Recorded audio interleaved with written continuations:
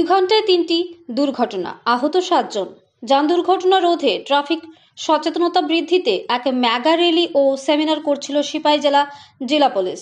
সিপাহীজলা জেলায় সারা রাজ্যের মধ্যে দুর্ঘটনার দিকে প্রথম স্থান দখল করে রয়েছে বলে মনে করছেন একাংশ মহল। শনিবার সকালেই কয়েক ঘন্টার মধ্যে 3টি যান দুর্ঘটনায় আহত হয়েছেন 7 জন।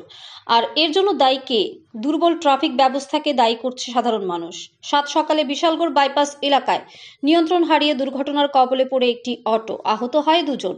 এরপর আরও 2টি দুর্ঘটনা। বিশালগড় ব্রজপুর সড়কে TR01 আর 6972 নম্বরের বাইকের সাথে TR07G 9502 নম্বরের আরেকটি বাইকের সংঘর্ষ ঘটে। এতে আহত হয় ফারুক ইসলাম, সোহেল মিয়া ও অভিষেক দেবনাথ নামের 3 যুবক।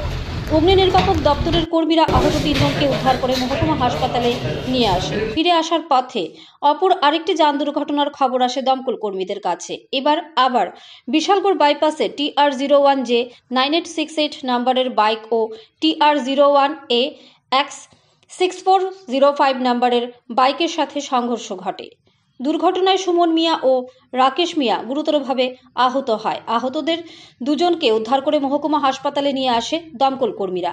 বিশালগড় মহকুমায় প্রতিনিয়ত যে দুর্ঘটনা ঘটে চলেছে সে বিষয়ে ট্রাফিক ইউনিট যতই সচেতনতামূলক র্যালি কিংবা কর্মসূচি পালন করুক না কেন, যতক্ষণ না পর্যন্ত মানুষ সচেতন হচ্ছে ততক্ষণ পর্যন্ত এই দুর্ঘটনা কখনো রোধ করা সম্ভব হবে না।